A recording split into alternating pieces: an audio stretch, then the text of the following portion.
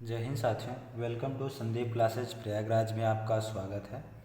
आज हम लोग सिंप्लीफिकेशन के चैप्टर को पढ़ेंगे और जो कि विगत वर्षों में क्वेश्चन पूछे गए हैं उसी को हम लोग हल करेंगे। जैसे पुलिस और आरआरबी ग्रुप डी में 2018 में पूछे गए हैं। आइए हम लोग सिंप्लीफिकेशन के सवाल को हल करते हैं। पहले हम लोग कुछ इसकी बेसिक जान लें। जैसे बेसिक होता है, जैसे कहीं का आएगा, तो का को हम लोग हटाकर गुणित का निशान लगाते हैं। का को हटाकर हम लोग गुणित का निशान लगाते हैं सॉरी। जैसा कोई बराबर है और बराबर के इधर परसेंटेज इधर भी है और परसेंटेज इधर भी है, तो हम लोग दोनों परसेंटेज को काट सकते हैं। जैसे बराबर के उस साइड और इस साइड होना चाहिए। जैसे मानकर चलिए और बराबर के इधर साइड 5 है और इधर भी 5 मिल रहा है, तब भी हम लोग इसको काट देंगे। ठीक, बराबर के जैसे उधर माइनस हो जाता है, तो इसी वजह से हम लोग इसको काट देते हैं। तो आइए हम लोग सवाल को हल करते हैं। पहले लिखा है 8.8 का 25% बराबर 2.2 का 2। ये क्वेश्चन मार्क्स है, मतलब इस जगह से आना क्या चाहिए, परसेंटेज। ठीक है, तो हम लोग लगाते हैं 8.8 का है, तो अभी हम आपको बताएं कि ये गुणा होगा, गुणा कर दिए। फिर 25 लिखें ये परसेंटेज को, चाहे अभी परसेंटेज को हम आपको बताएं कि ये परसेंटेज बराबर के उस साइड है, तो हम लोग काट सकते हैं। तो देखिए ये परसेंटेज को हम लोग यहीं काट देते हैं, तो हम लोग परसेंटेज की लिखने की ज़रूरत नहीं पड़ेगी। हम लोग अब बराबर लिखते हैं। ये 2.2 है, का है, तो हम लोग लिखें, चाहे ना, वो कोई दिक्कत नहीं है, काहे कुछ अंक है नहीं तो हम लोग नहीं लिखेंगे।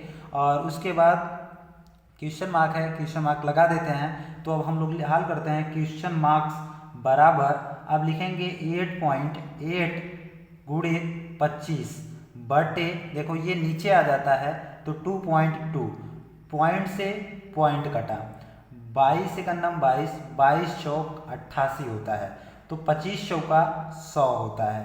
तो जो हम लोग क्वेश्चन मार्क्स था उसके स्थान पर कितना आएगा, 25 चौका 100, तो क्वेश्चन मार्क के स्थान पर कितना आपका आंसर आ जाएगा, 100। ठीक, अब आपको समझ में आ गया होगा। देखिए ये 100, तो 100 इसमें मिल रहा है, तो ये हम लोग का आंसर हो जाएगा। आइए हम लोग अगले सवाल पर इसी तरीके से चलते हैं जो आपको समझ में आए। आइए हम लोग देखते हैं, इसका भी कुछ हम लोग बेसिक जान लें जो कि हम लोग को दिक्कत ना हो। तो आइए बेसिक को पहले हम लोग थोड़ा सा देखते हैं कैसे इसको करते हैं। जैसे मानकर चलिए कोई अंक होगा, जैसे 0.42, तो इसको हम लोग 0.42, यदि दशमलव के उधर कोई अंक होगा तो हम लोग दशमलव को हटाएंगे नहीं, दशमलव को गोल हटाएंगे नहीं। जैसे मानकर चलिए, मेरा कहने का सेंस यह है कि इस दशमलव को हटाएंगे तो नीचे 1 और डबल 0 लगा देंगे। और जैसे मानकर चलिए हम यही अंक को लिखे हैं 42.0, तो इसका कोई महत्व नहीं होता क्योंकि इसके बाद कोई अंक नहीं है। तो हम लोग जब ऐसा आएगा तो हम लोग इसका कोई महत्व नहीं समझते हैं, इसको हटाकर सिर्फ हम लोग 42 लिख सकते हैं। तो आपको समझ में आ गया होगा। आइए अब हम लोग सवाल पर चलते हैं। तो देखिए 270 प्लस 15 गुणित 24 बटे 2.5 गुणित 14 प्लस 2 इंटू 2 गुणित 5 है। तो आइए हम लोग देखते हैं 270 प्लस, अब इसको हम लोग यहीं गुणा कर लेते हैं, ज़्यादा लंबा करने की जरूरत नहीं। 15 चौका 60 का 0 हो जाएगा। उसके बाद 15 दूना 30, 15 चौका 60, 6 हासिल 0, तो 15 दूना 30, 6 हासिल जोड़ देगा तो 36 हो जाएगा। बटे हम लोग करेंगे, अब उनको क्वेश्चन मार्क्स के स्थान में बताना है कि क्या आएगा। ठीक, और 2.5 है, उसके बाद गुणित है 14 प्लस ये 2 गुणित 5 है, तो हम लोग इसको भी गुणा कर लेते हैं। तो 14 पंजे 70 का 0, 14 पंजे 70 का 0, हासिल लगा 7, 14 दूना 28, 28 7 कितना होता है, 35, कितना, 35। अब 35 देखो, एक अंक बाद दशमलव है, एक अंक बाद दशमलव लगा दिए। तो अभी हम आपको बताएं यही कि जैसे इस मॉडल से लिखा गया है तो हम लोग इसको हटाएंगे तो 100 लगाएंगे, और इस मॉडल से लिखा है तो हम लोग दशमलव हटा के देंगे तो 42 लिखेंगे, तो उसमें से कोई दिक्कत हमें नहीं होगा। आपको समझ में आ गया होगा। फिर उसके बाद हम लोग इसको प्लस करते हैं, फिर 5 दूना 10 कर देते हैं। ठीक, फिर बराबर करेंगे, फिर इसको हम लोग जोड़ देते हैं। देखो 0 से 0 जुड़ा, 0 हो जाएगा, 6 7 में जोड़ दोगे 7 6 13 होता है, 13 का 3, हासिल 1 लग जाएगा, 3 2 5 और हासिल 1 जोड़ दोगे तो 6 हो जाएगा। कुल मिलाकर 630 आ गया बटे। अब देखिए ये दशमलव इधर है, अंक कोई नहीं है तो इसकी कोई गिनती नहीं करते हैं हम लोग, फिर इसको जोड़ देते हैं तो ये 0 1, ये 0 में 5 जोड़ोगे तो 5 ही बचेगा, 3 में 1 जोड़ दोगे तो 4 हो जाएगा। अब हम लोग इसको काट देते हैं, 9 से पहले काटिए, 9 पचे 45, 9 सते 63, तो देखो 9 सते 63, 7 1 0 यहाँ लगा दो, बटा ये है 5, 5 लिख दो, 5 से काट दो, 5 एकन्नम 5 हो जाएगा, 5 एकन्नम 5 हो जाएगा, 2 बचा, यहाँ ये 2 आ जाएगा, तो 5 चौका 20। हम लोगों का जो आंसर होगा देखो कट कर कितना आया 14, तो क्वेश्चन मार्क के स्थान पर कितना आ जाएगा 14। तो देखिए इसमें 14 कहाँ है, ये देखिए आपका 14 ये मिल रहा है, तो ये आपका 14 आंसर हो जाएगा। और आपको ये बहुत अच्छी तरीके से समझ में आया होगा, यदि नहीं समझ में आता है तो कमेंट में ज़रूर बताएं। आइए हम लोग अगले सवाल की तरफ चलते हैं। आइए हम लोग देखते हैं इस मॉडल के सवाल को।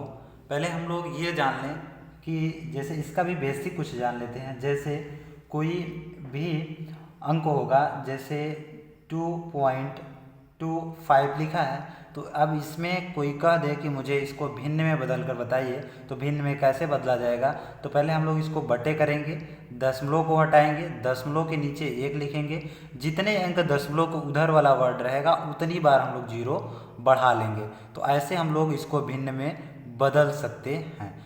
आपको समझ में आ गया होगा। अभी जैसे भिन्न का आपको नहीं समझ में आया है, तो अभी हम लोग भिन्न का अगली वीडियो भिन्न की ही बनाएंगे, तो आपको अच्छी तरीके से समझ में आ जाएगा। आइए हम लोग सवाल को देखते हैं। ये 41.8 है, तो पहले 41.8 लिख लेते हैं। 41.8 का ये क्वेश्चन मार्क्स है, ये क्वेश्चन मार्क्स है, इस स्थान पे आना क्या चाहिए, क्वेश्चन मार्क्स है। फिर उसके बाद परसेंटेज बराबर 125.4 है। तो आइए हम लोग सवाल को लिखते हैं। 41.8 का है, गुणित किए, क्वेश्चन मार्क्स है, तो क्वेश्चन मार्क्स जगह कुछ नहीं मानकर चलिए हम 1 लिख देते हैं, बटे परसेंटेज है 100 लिख सकता हूँ। हाँ, परसेंटेज को हम लोग 100 लिख सकते हैं, ये हम लोग कर सकते हैं, ठीक, ये नियम है। फिर उसके बाद 125.4। अब हम लोग क्या करेंगे, फिर उसके बाद देखिए ये हम लोग इसको तिरछा गुणा कर देते हैं, इसको इधर गुणा कर देंगे, इसको इधर गुणा कर देंगे, बटे में इधर कुछ नहीं है तो 1 मान सकते हैं, ठीक है। तो गुणा कर देंगे तो 125.4, ठीक। फिर उसके बाद गुणा, फिर 100 हो जाएगा, बटे कितना है 41.8, 41.8 करते हैं। तो देखो ये दशमलव से ये दशमलव काट दिए, क्योंकि एक अंक इधर भी है एक अंक इधर भी है, तो दोनों दशमलव को हम लोग हटा दिए हैं, ठीक। तो ऐसे देखिए ये कटेगा कैसे, तो मानकर चलिए अभी हम लोग देख लेते हैं। जैसे भाग करते हैं साधारण विधि से, जो गलत ना हो, क्योंकि जब पेपर में एग्ज़ाम में पूछा जाता है तो हम लोग इसी वजह से इसको छोड़कर आगे चले जाते हैं, क्योंकि ये समय लेता है। तो इसको हम लोग आसानी तरीके से करेंगे तो समय नहीं लेता है। 1254, उसके बाद भागे 418 से देना है। तो देखिए आप पहले से देख लीजिए, 18 तिरिक 54, देखो 18 से ये कट रहा है तो ऐसा लगेगा कि 3 बार जाएगा, तो देखो हम इसको 3 बार ले जाते हैं।